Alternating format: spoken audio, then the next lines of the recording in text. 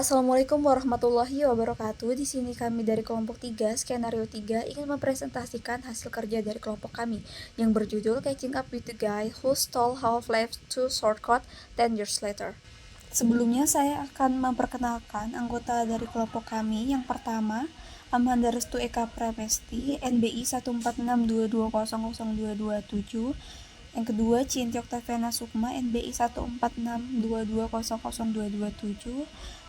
Dan Putri Pangaribuan, NBI 14622000254. Daftar isi yang pertama ringkasan cerita, yang kedua teori, yang ketiga metode, dan yang keempat masalah yang serupa.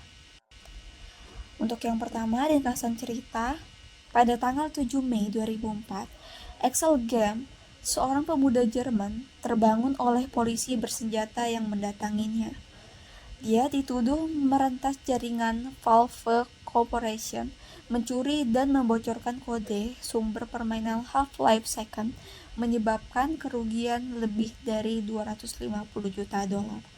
Kejadian ini terjadi setelah Game B menginfeksi dirinya dan malware dan mempelajari cara kerjanya.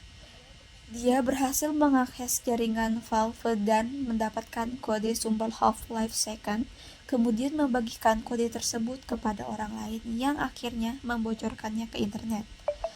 Gambe akhirnya ditangkap dan mengaku bersalah. Dia dijatuhi hukuman percobaan 2 tahun dan memutuskan untuk bekerja di bidang keamanan. Pengalaman ini mengajarinya perbedaan antara mencari rahasia video game dan dalam dunia nyata. Dia menyesali tindakannya dan berharap bisa memperbaiki kesalahannya kepada Valve. Perkenalkan, nama saya Putri Pangaribuan dengan NBI 146200254. Di sini saya akan melanjutkan presentasi dari teman saya. Saya bagian teori.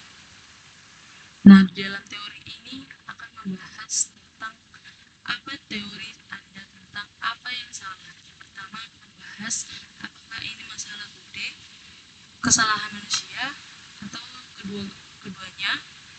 Yang kedua akan membahas teknologi apa yang digunakan. Yang pertama kita akan membahas apakah ini masalah kode, kesalahan manusia, atau keduanya. Yang pertama kita bahas tentang kesalahan kode. Yang pertama, kelemahan dalam kode akses memungkinkan akses tidak sah ke kode sumber. Yang kedua, celah keamanan memungkinkan eksekusi kode berbahaya pada sistem pengembang. Yang ketiga, kesalahan konfigurasi memungkinkan akses tidak sah ke data sensitif. Yang kedua, kesalahan manusia.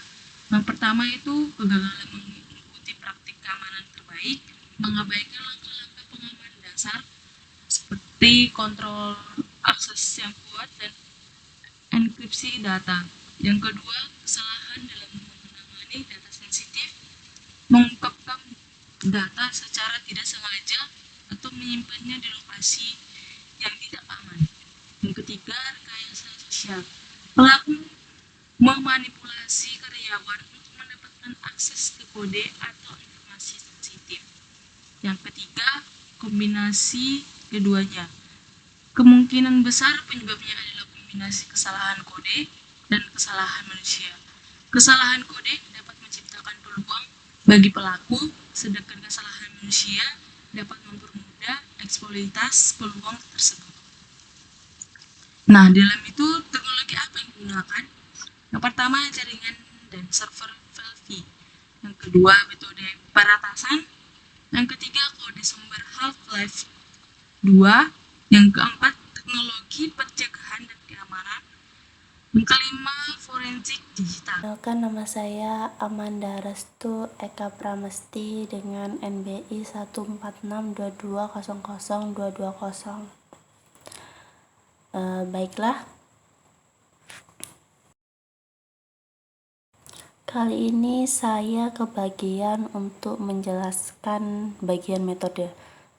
Sebelum itu sebentar ya, saya cari dulu untuk menfullkan layar PPT-nya.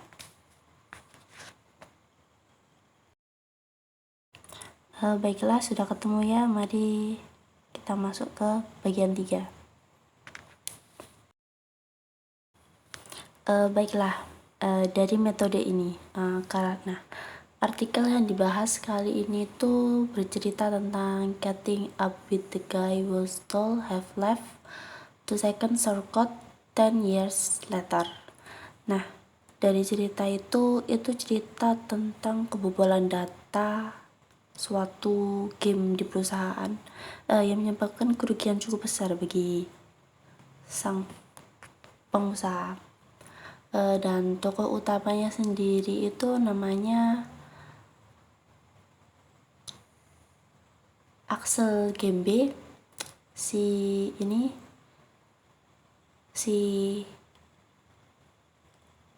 hacker. Kemudian aktor lainnya itu sang pendiri sekaligus direktur utamanya itu bernama Gabe Newell. Nah, dalam metode ini kita akan membahas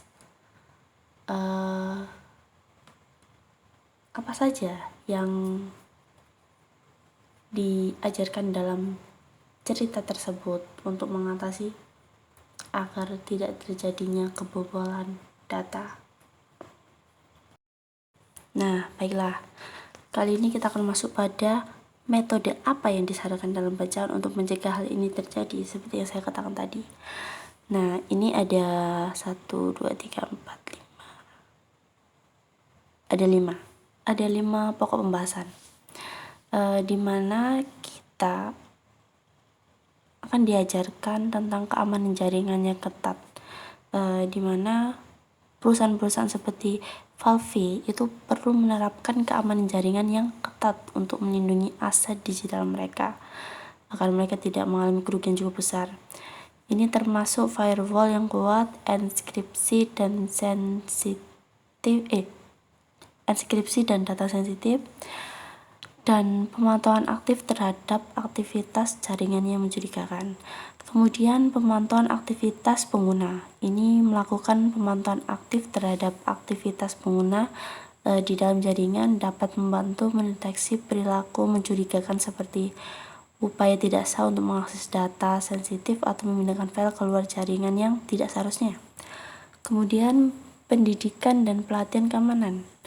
Nah, ini perusahaan itu harus mengedukasi karyawan mereka tentang ancaman keamanan digital dan praktik terbaik dalam penggunaan teknologi dapat membantu mengurangi resiko serangan ini, termasuk mengenali phishing dan malware serta kebijakan keamanan perusahaan. Kemudian manajemen akses. Nah, menerapkan kontrol akses yang ketat untuk mencegah akses yang tidak sah ke data sensitif. Ini termasuk menggunakan autentika multifaktor dan membatas akses berdasarkan peran dan tanggung jawab. Kemudian pemantauan aktivitas dan respon cepat. Nah, ini memiliki tim keamanan yang responsif dan dapat memantau aktivitas jaringan secara aktif, dapat membantu mendeteksi dan merespon ancaman dengan cepat, sehingga mengurangi dampak yang mungkin akan ditimbulkan. Jadi seperti itu metode yang disarankan dalam bacaan artikel tadi. Artikel yang berjudul Getting Up with the Guy Who Stole Half-Life 2 Second Shortcut 10 Years Later. Yang keempat, masalah yang serupa. Beberapa kasus pencurian shortcut lain yang terkenal. Yang pertama, Sony PlayStation 3 shortcut untuk PlayStation 3 dicuri pada tahun 2011 yang menyebabkan kebocoran informasi sensitif dan pembajakan game. Yang kedua, CD Projekt Red Cyberpunk 2077